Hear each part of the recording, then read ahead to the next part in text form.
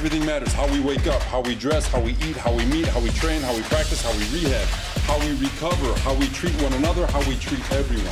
Second half, that's our style. That's what we represent. Showing that fight, showing your urgency, showing the effort, the technique, and the violence that we stand for, guys. This is Jets Game Day with Robert Saleh. Here is your host, Eric Allen. Welcome to Jets Game Day. It is Week 7. The New York Jets will face the Denver Broncos today, this afternoon, in the Mountain West. I'm joined by Bart Scott, and we have Leger Douzable here. The band is back together. Coming up, we're going to hear from Cynthia Freeland, Brian Baldinger, and Ethan Greenberg, and Caroline Hendershot. We'll have the morning tea. But Bart, the Jets were underdogs in their first 6 games. Yeah. They won 4 of them. What's happening right now? Alignment, assignment, and technique. I think really they're getting a grasp conceptually of what's asked of them in both schemes, offensively and defensively. They're having pre-snap communication. They're working things out. And I think you talk about the defensive ends are really starting to shore up the edges to allow those great tackles, Sheldon Rankins, Quinnen Williams, and crew to really step up and play at a high level. And the front end is tied into the back end. You talk about Sauce and DJ Reed. Everybody's communicating. No blown assignments. They're being great attacking the ball. You talk about the PBUs that's going on. And you have to talk about it, tip your hat off to, I think, Dwayne Brown. Dwayne Brown has been a godsend to this run game. He's allowing this team to do so many different things because he's so dynamic. You see that big old neck roll just coming around the corner, bending like a deuce and a quarter, getting downfield. It's great to see it. And I tell you what, man, this team, the sky's the limit. Now they have to stay humble, but continue going in the right way. The stock is up. Leger, Sheldon Rankins said maybe people think the young Jets are going to be good in a few years, but he countered, we're coming to win right now. Yeah, and I love that mentality from Sheldon Rankins and the rest of this squad. You see Sauce Gardner, I mean, his name alone lets you know the type of confidence this kid is playing with. Quinnen Williams, I'm just glad the rest of the nation can finally see what this guy is bringing to the table week in and week out. Bart talked about the rest of the D-line coming along, and it's really helped Quinnen Williams, right? Because now he doesn't get his double teamed as much. Has 5 sacks this week, 2 last week, was AFC Defensive Player of the Week this past week. But if you're this young team, right, again, I talked about it. They punched Green Bay in the mouth, 1 at the line of scrimmage, and that's how Joe D envisioned this team. He wanted to win the line of scrimmage, offensive line, defensive line. Enough cannot be said for Elijah Vera Tucker. I don't think people understand how hard it is as a young player, only in your second year, to go from right guard, to go to left tackle, right tackle, which you've never taken any reps, and still play at a high level. He's been a godsend. The only thing is, I don't know where you vote him in at the Pro Bowl because he's played at such a high level. It's been complimentary football. And then Brent Boyer, let's give a shout out to the special teams, right? Block punt, block field goal that ended up, block punt ended up going in for a touchdown, a big return by Braxton Berrios. All 3 phases playing together. Complimentary football from the New York Jets. Coming up, we'll go one-on-one with head coach Robert Saleh. But first, here's Cynthia Freeland with more on a budding superstar, Quinnen Williams. This is Maximum Altitude with Cynthia Freeland, brought to you by NFL All Day. Last week at Lambeau Field, Next Gen Stats showed that Quinnen Williams earned 7 pressures on 34 pass rush attempts. That's good for an individual rate of 20.6%, which is huge. 2 of those pressures resulted in sacks of Aaron Rodgers, and he even added 3 run stops of the Packers' run game. Williams has currently got a streak going with 5 games with at least a half a sack in each game. His 5 total sacks, 11 quarterback hits, and 20 pressures puts him on pace for an absurd 14 sack, 31 hit, and 56 pressure season. On-pace stats are fun, but it's even more encouraging to see how his production helps his teammates and vice versa. And the Packers game against the league's back-to-back MVP quarterback was a great example of this. Sheldon Rankins and John Franklin Myers both added sacks, and Sauce Gardner allowed just 1 reception on 7 targets for only 8 total yards, and he forced 3 incompletions. The point is, the pieces are working together and at an extremely high level. And with an anchor like Williams, it's going to be a challenge every single week, especially if there are any weaknesses in opposing offenses' O-lines. We've seen this Broncos offense struggle to put points on the board, and at 15.2 points per game, they rank last in the NFL. We'll have to see how they handle a big problem like Quinnen Williams and this Jets defense today. We're back after this to go inside the walls with head coach Robert Saleh. Stay tuned.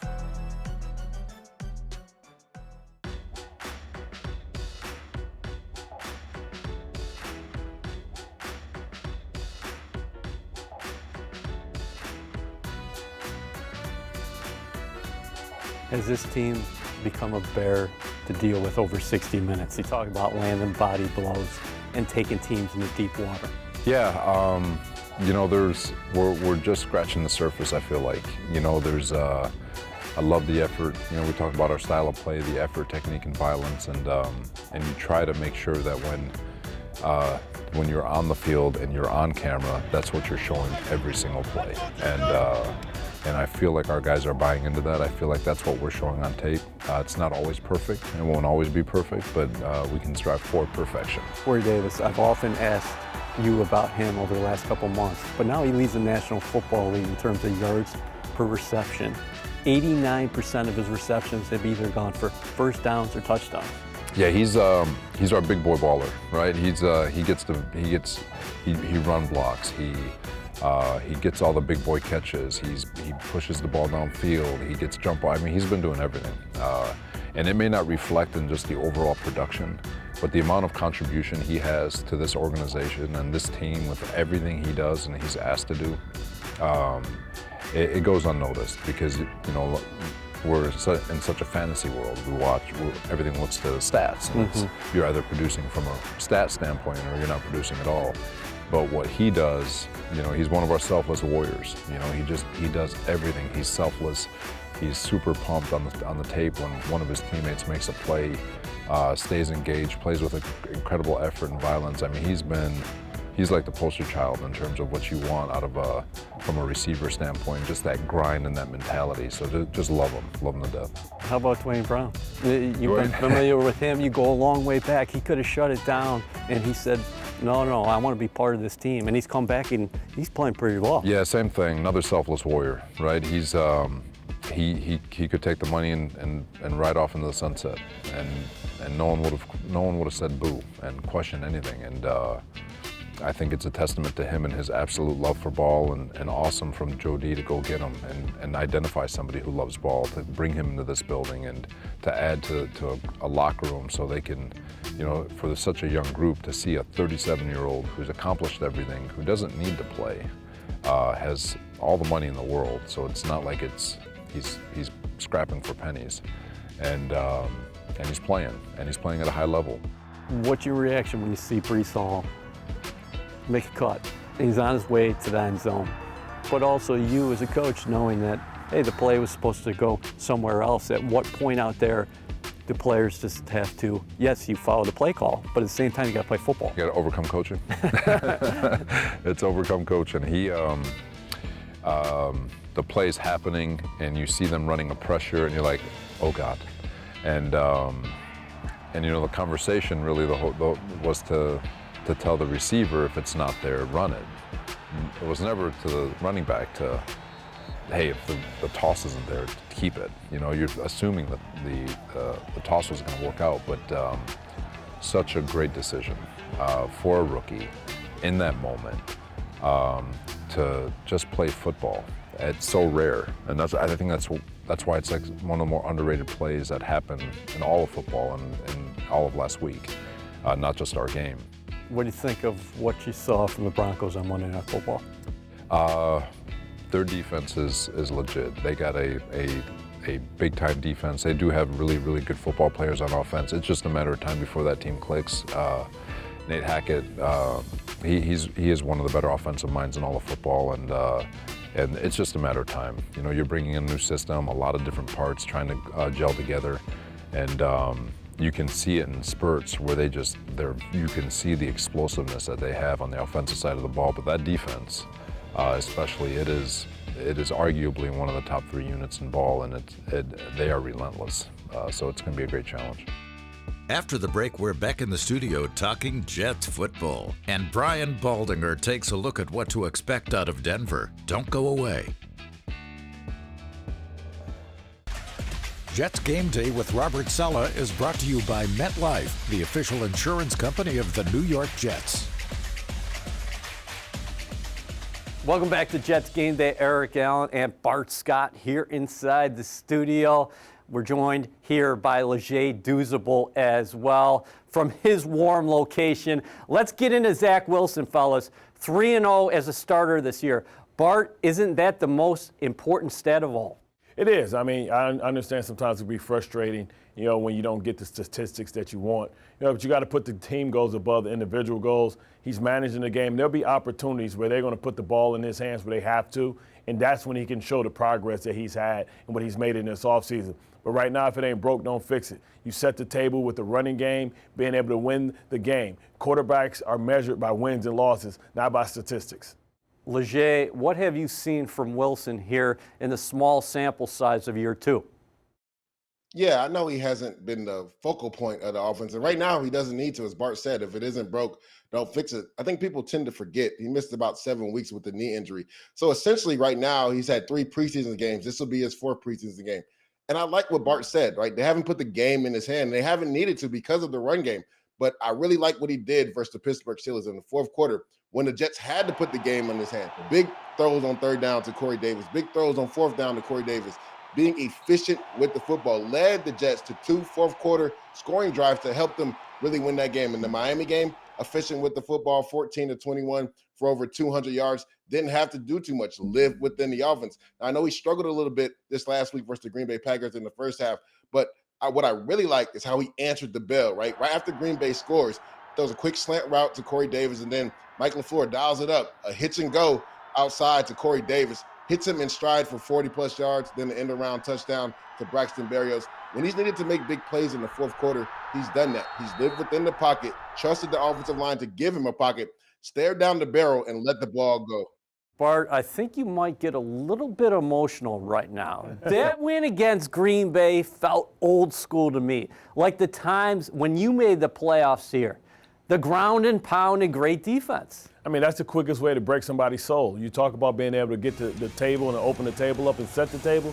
You do it in the trenches. And like Leger said earlier, that's what Joe Douglas envisioned. That's what he's always been around. The great teams in Baltimore, the great teams in Philadelphia has always been built in the trenches, because at the end of the day, you can always depend on that. You can always, when you go on the road, you try and get a victory, you want to pack your defense and your run game, and everything else will take care of itself. For more on today's Jets opponent, the Denver Broncos, here's Brian Baldinger. This is Baldy's Breakdown. Baldy here, and I want to take a look at what the Jets' surging offense can expect from a very talented and difficult Denver defense. The Denver Broncos are an excellent defense, and they line up in this 2-deep shell every play. Justin Simmons, the right safety, and Kareem Jackson's the left safety. And then they move from there. Patrick Surtain is up at the top. He's as good at cover corner as there is in the NFL, and he shut down Michael Williams on Monday night. He might shadow one of the Jet receivers from anywhere on the field. Now, they've got guys that can come off the edge. Number 55, Bradley Chubb, is a veteran pass rusher, all right? He's going to get to the quarterback and create havoc. But on the other side is this Baron Browning, and he's been playing really well lately. He's got a lightning-fast takeoff, and he can turn the corner, and he got to Justin Herbert the other night. Now inside, they play about 4 different defensive tackles, all right? And when you see them, like this is Draymond Jones, 93, and DJ Jones, 97. You'll see a variety of guys inside, Purcell, Williams, but they're all excellent against the run. Like they don't stay blocked, they get off the blocks. So they're very active inside. And then one thing you have to be prepared for, they're inside linebackers, whether it's Singleton, whether it's Griffin, or if Josie Jewell is active in this game, they love to fire the inside linebacker. Try to get him back on the backer. This time, Singleton just comes free, and he gets the ball batted down in front of Justin Herbert. They're going to send that inside linebacker more than any other team in this league. That's kind of the shape of this Denver defense, which is ranked 4th in the NFL. Grab your cups. The morning tea is coming up next, followed by final thoughts on today's matchup with the Broncos. All right, Ethan. First time Jets are going back-to-back road games all season. Taking on the Broncos in Denver. Mr. Unlimited, Russell Wilson, was actually limited, though, in practice with a hamstring injury. Okay, but I talked to Dwayne Brown about Russell Wilson because he played with him in Seattle for 5 years. He said, I don't care what anyone's saying about him. He's an elite quarterback, and he brings a lot of challenges to defenses. But you know who else is elite? Cornerback Patrick Surtain. He's a freak, and he actually played against Garrett Wilson in college. Surtain for Alabama, Garrett Wilson for Ohio State. National championship. Garrett Wilson said that's the best corner he's played in college. He could only imagine how much better that he's gotten since. A big factor, though, for today, this game is being played above sea level. 5,280 feet to be exact is where Mile High sits. So Jets players have been altering their nutrition and their diet and their sleep schedule all week to try and combat that thin air. Caroline, we've gone this long without talking about the Jets special teams play, and that changes right now. Shame on us. Jets are only one of 4 teams since 2000 to have a blocked field goal and a blocked punt for a touchdown in the same game, and only Jets team to ever do it. We have some shout-outs to give out. Yeah, we do. Quinnen Williams, Michael Clemens, Will Parks, and the common denominator, special teams coordinator, Brant Boyer. The Jets are 3rd in DVOA in special teams right now, one of the best units in the NFL. Unreal. So this one right here is for you, Coach Boyer. Cheers. And that's the T. It's the T. This segment is brought to you by HCL Tech, supercharging progress. The Jets have been great closers all year. Let's close today with our final segment presented by HCL Tech. Eric Allen, Bart Scott, Leger Douzable. Let's go to the film right now, Dooz. The Jets are the only team in the National Football League with 47 quarterback hits, 14 sacks, and 23 tackles for loss. They're getting it done up front. Yeah, EA, and it's not just in the pass game, it's the run game as well. Right here, we're going to see Quinnen Williams create havoc. This defense is based off the defensive line creating havoc in the backfield. Last year, too many guys getting reached by 2 guys. He does a good job. He gets reached right here by the guard, but watch how he gets vertical and then U-turns this, meets Aaron Jones in the backfield, essentially setting the edge at the 3 technique. He gets reached, but does a good job of getting east and west right there. If we look at the wide copy, see Sheldon Rankins doing the same thing, right? He gets cut off by the guard here, but he doesn't get cut off by the offensive tackle. Does a good job getting vertical and then getting right down the line of scrimmage and being able to have Quinnen Williams back if he doesn't make the play. You talk about 2 guys that have done that and made a living off that and going to take that all the way to the Hall of Fame. You know, Aaron Donald and also T.J. Watt. You know, it's no sin in being aggressive and backdooring things, but you have to be athletic enough to flatten out and be able to make the play. Because if you get reached, then you have to make the play because you're setting your linebacker up for failure. But as long as I see that as a linebacker, it's all good because I know how to adjust to your movement because I can see you, you can't see me. The Jets have quality individual talent up front, Dooz, but they have to work in unison. We've seen that of late, haven't we? Yeah, they struggled the first 2 weeks of not working in unison. Too many guys letting the quarterback outside the pocket. Right here, they do a really good job of having this load front, right? They're trying to buy the left guard. They want him to slide to the right. That way, when they run this exit stunt at the bottom with Carl Lawson coming inside, him getting vertical, now nobody's around the corner. You have a 2-on-1 essentially with the offensive tackle. Sheldon Rankins does a good job wrapping tight and sacking Aaron Rodgers. Again, look at it from the end zone copy. Carl Lawson does a really good job. It's practically a responsibility change, right? Now, Carl Lawson becomes the defensive tackle on the stunt inside on the exit game, gets vertical, and now Sheldon Rankins becomes the end. He has contained, wraps tight. That way Aaron Rodgers can't step out of the pocket, brings him down for a sack. Again, the first 2 weeks, this defensive line wasn't working in unison. Ever since that little stat, between, Quinnen Williams and Aaron White cut on the sideline, and they've allowed this defensive line to rush 4 and get after the quarterback, they've really rushed in unison and been able to get to the quarterback effectively. That's important. You talk about rushing and being choreographed. Now, even if that was a run, for me as a linebacker, knowing that I have the stunt in front of me, I know that all my gaps are canceled. I know to hang backside in case, Aaron Rodgers, finds a way to flick the ball to a check down. This is what you talk about being an intelligent defense, understanding, coordinating, and how to come tight. No wasted steps. And when you go against a quarterback that's less than 6 feet, you distort his view when you do those type of inside interior stunts, which makes them hold on to the ball, which gives you an opportunity that you don't have to be in a rush because the quarterback don't have to burp the baby. It gives you an opportunity to get to the quarterback. Tremendous job by the Jets. I'm glad that they're starting to figure it out and understand conceptually what the plan is, opposed to going out and farming each other's land and doing it as an individual. Great job from both of you fellas today. Opportunity awaits the New York Jets against the Denver Broncos. If they do win, they will secure a 4th consecutive victory on the road to start a season for the first time since 2010. Bart, that 2010 team, what did they do? We did damage. Let's ride!